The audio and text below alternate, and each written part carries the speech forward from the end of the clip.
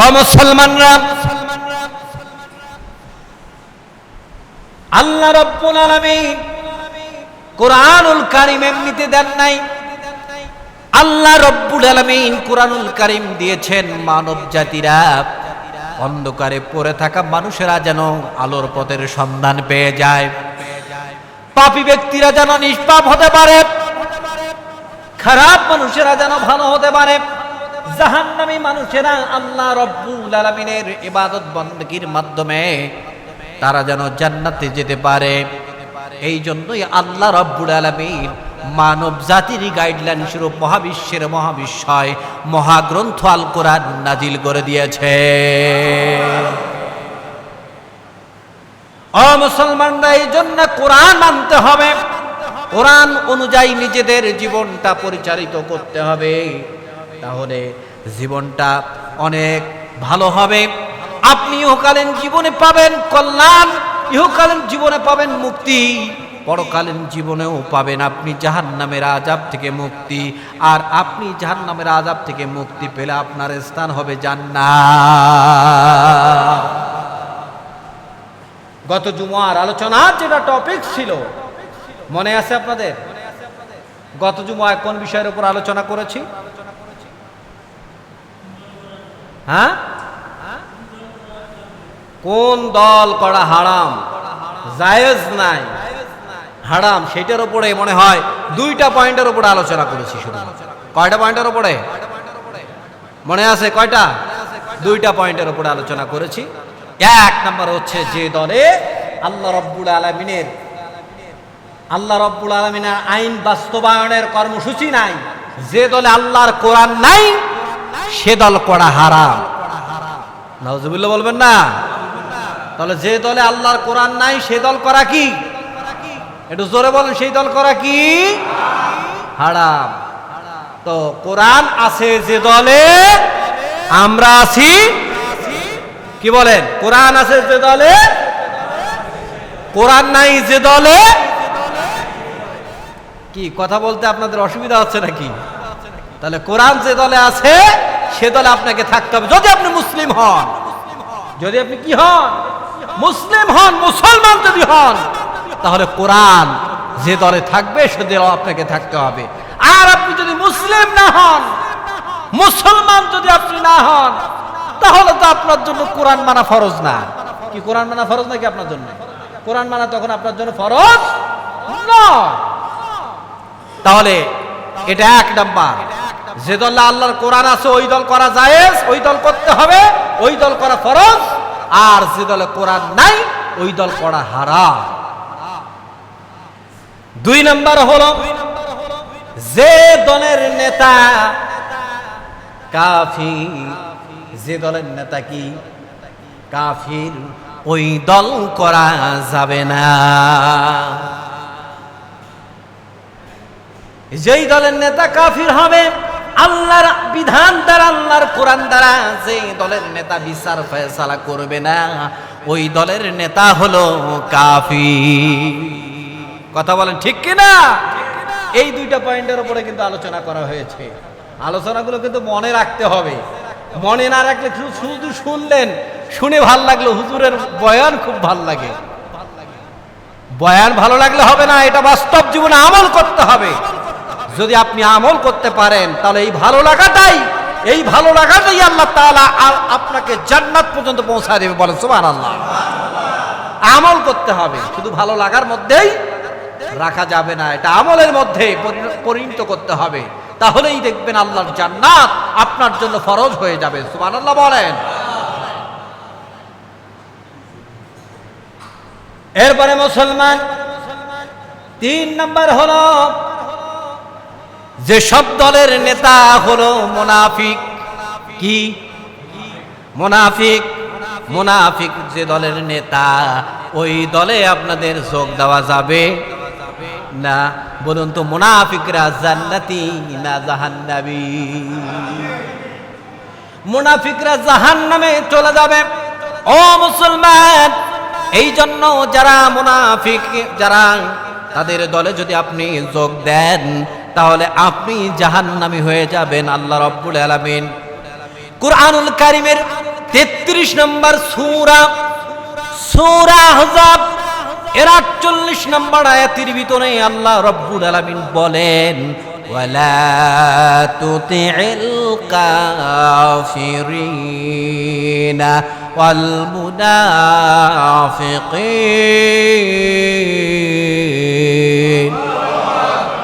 আল্লাহ রাব্বুল আলামিন বলেন তুমি কাফির এবং মুনাফিকদের অনুসরণ করো না। তুমি কাফির এবং মুনাফিকদের অনুসরণ করো না। কথাটা কে বলেছেন?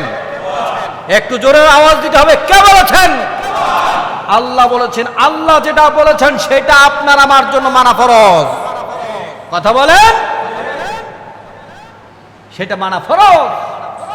আল্লাহ যেটা করতে বলেছেন সেটা করতে হবে, আর আল্লাহ যেটা নিষেধ করেছেন আপনাকে সেখান থেকে বিরত থাকতে হবে। কথা বলেন ঠিক না বা ঠিক?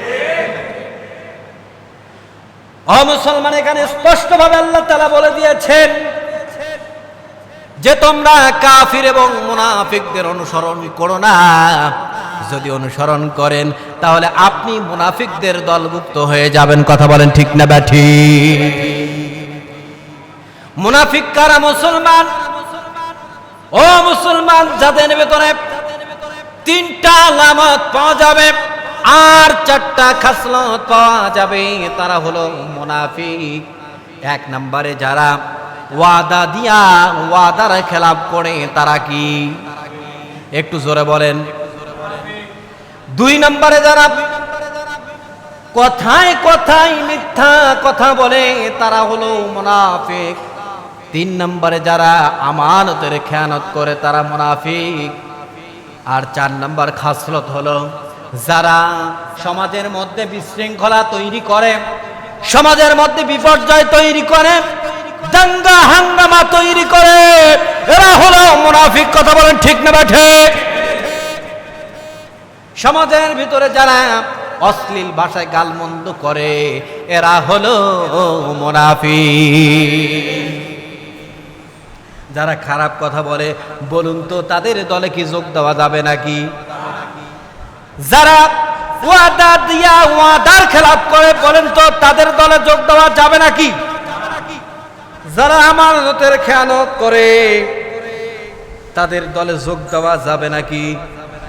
একটু জোরে বলেন, যাবে নাকি? যারা বলবেন না তারা হলো ওই তরিকার লোক। কথা বলেন ঠিক কিনা? যারা সমাজের ভেতরে দাঙ্গা হাঙ্গামা করে, বিপর্যয় সৃষ্টি করে, মারামারি করে, অশ্লীল ভাষায় গালমন্দ করে, ও মুসলমান, তাদের দলে যোগ দেওয়া যাবে নাকি? সে যদি ভাই হয়, সে যদি বাবা হয়, সে যদি আপনজন কেউ হয়, তারপরেও তার দলে যোগ দেওয়া যাবে? তার দলে যোগ দেওয়া যাবে না। মুসলমান, আপনি যদি বাবা যদি শিরকের সাথে সম্পৃক্ত থাকে, কুফরির সঙ্গে সম্পৃক্ত থাকে, মুনাফিকের সঙ্গে সম্পৃক্ত থাকে, ও মুসলমান, ওই বাবা যে দলে থাকবে ওই দলে যোগ দেওয়া যাবে না। এটা বুঝতে হবে মুসলমান। যে ব্যক্তি বন্ধুর চাইতে, আত্মীয় স্বজনের চাইতে, বাবার চাইতে, মার চাইতে যে ব্যক্তি আল্লাহ রাব্বুল আলামিনকে বেশি ভালোবাসবে, রাসূলকে বেশি ভালোবাসবে, তারা হলো আল্লাহর দলের লোক। কথা বলেন ঠিক কিনা? তারা আল্লাহর ভালোবাসা পাবে। আর যারা আল্লাহর চাইতে, মায়ের চাইতে, আল্লাহর চাইতে, রাসূলের চাইতে যারা নেতাকে গুরুত্ব দিবে বেশি, ভালোবাসবে বেশি, ওই লোকগুলো জাহান্নামী হয়ে যাবে। বলেন নাউজুবিল্লাহ। এই জন্য মুসলমান ভালো করে বুঝতে হবে আলোচনা। এই আলোচনা থেকে নিজেকে পরিবর্তন করতে হবে। যদি আপনি নিজেকে পরিবর্তন করতে না পারেন, দুনিয়ার জীবনে আপনি কত বছর বাঁচবেন একবার চিন্তা করে দেখেন। 60 বছর 70 বছর না হয় বাঁচবেন। এই 70 বছরে যদি আপনি ভালো কর্মগুলো করে যেতে পারেন তাহলে বাকি জীবনটা, যেখানে বয়সের কোনো সীমা নাই, যেখানে বছরের পর বছর, যুগের পর যুগ, অনন্তকাল যেখানে আপনি থাকবেন, ও মুসলমান, ওই সময়টাকে আপনাকে গুরুত্ব দিতে হবে। আপনি যদি এই দুনিয়ার জীবনে 60 বছর যদি আপনি ভালোভাবে আল্লাহর দ্বীনের জন্য, ইসলামের জন্য, কোরআনের জন্য নিজেকে যদি তৈরি করতে পারেন, নিজের জীবনটা যদি আপনি আল্লাহর কোরআনের জন্য যদি আপনি দিতে পারেন, বাকি জীবনটা আপনি সুখে শান্তিতে জান্নাতে অবস্থান করতে পারবেন। বলেন সুবহানাল্লাহ।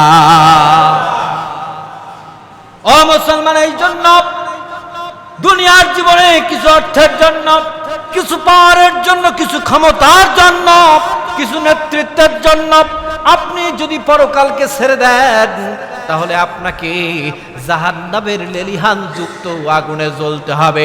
যেই আগুনের 70 ভাগের 1 ভাগ আগুন দুনিয়ার মধ্যে প্রেরণ করেছে, অথচ ওই 1 ভাগ আগুন আমরা সহ্য করতে পারি না। মুসলমান সহ্য করতে পারে নাকি?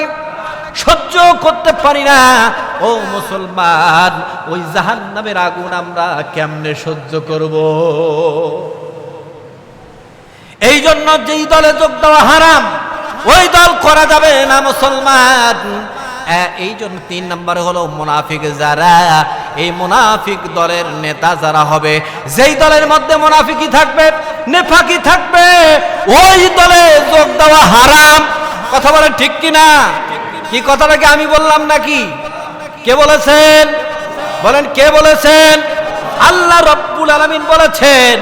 এরপরে আল্লাহ রাব্বুল আলামিন এই মুনাফিকদের ব্যাপারে আল্লাহ রাব্বুল আলামিন কি বলেছেন শুনেন। সূরাতুত তাওবা, কুরআনুল কারীমের 9 নম্বর সূরা, 68 নম্বর আয়াত।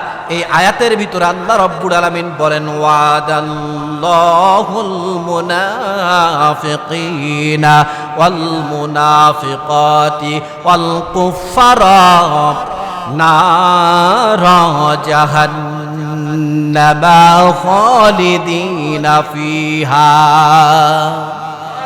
এখানে আল্লাহ রাব্বুল আলামিন বলেন, আল্লাহ মুনাফিক পুরুষ ও নারী, মুনাফিক নারী এবং কাফিরদের সাথে জাহান্নামের আগুনের অঙ্গীকার করেছেন। নাউজুবিল্লাহ বলেন। মুনাফিক পুরুষ, মুনাফিক নারী, মুনাফিক পুরুষ, মুনাফিক নারী এবং কাফিরদের ব্যাপারে জাহান্নামের আগুনের ওয়াদা করেছেন কে? চিন্তা করে দেখুন মুসলমান, যেখানে আল্লাহ তাআলা ওয়াদা করেছে মুনাফিক নারী, মুনাফিক পুরুষ, কাফির যারা হবে, এদেরকে আল্লাহ রাব্বুল আলামিন জাহান্নামের আগুনে ফেলে দিবে। কত নম্বর সূরা? 9 নম্বর সূরা, সূরা তাওবার 68 নম্বর আয়াতের মধ্যে আল্লাহ তাআলা বলে দিয়েছেন। ও মিয়া, আজকে দুনিয়ার কিছু সুবিধার জন্য মুনাফিকি করো, কুফরি করো, মরো। আল্লাহ তাআলা নিজেই ওয়াদা করেছে, ওয়াদাল্লাহ, আল্লাহ তাআলা ওয়াদা করেছে যে মুনাফিক পুরুষ, মুনাফিক নারী এবং কাফিরদেরকে আল্লাহ তাআলা জাহান্নামের আগুনের জ্বালানোর অঙ্গীকার করেছেন। নাউজুবিল্লাহ বলেন। নিজেকে চেঞ্জ করেন, যদি এগুলো থাকে পরিবর্তন হন। পরিবর্তন হওয়ার সুযোগ আছে ততক্ষণ, জীবন আছে যতক্ষণ। কিন্তু জীবন কতক্ষণ আছে বলতে পারবেন কেউ? কেউ বলতে পারবেন যে আমি কাল পর্যন্ত বেঁচে থাকবো? অনেকে দেখেন সমাজের ভেতরে অনেকে যারা সুদারু, এরা কি করে জানেন? বা সুদের যারা চাকরি করে, বিভিন্ন এনজিওতে চাকরি করে, তাদের সঙ্গে কথাবার্তা হয়, বলছে, তাদেরকে বলি ভাই এই পথটা ছেড়ে দেন ভাই, কারণ সুদের জীবন ভালো জীবন নয়। আপনি এই অবস্থায় মারা গেলে জেনাকারের কাতারে আপনাকে দাঁড়াতে হবে। হুজুর আর অল্প কিছুদিন, 2-1 বছর করে চাকরি রিটায়ার করে মোটামুটি একটা টাকা পাবো, ওই টাকাটা দিয়ে মূলত তওবা করবো, ওই সময় তওবা করে বাকি জীবনটা মানে হকের পথে থেকে কাটাবো। এরকম বদমাশ আছে না নাই? বলেন এরকম আছে না নাই? হুজুর এখন যা আছে চ্যাংড়া বয়সে কি আর একটু তো ইয়ে করাই লাগবে, একটু বয়স হোক, বয়স হলে সব ঠিক করে নেবো হুজুর। আচ্ছা, আপনি বয়স হওয়া পর্যন্ত বেঁচে থাকবেন সেই গ্যারান্টিটা আছে নাকি? বলেন ওই গ্যারান্টিটা কেউ দিতে পারবেন?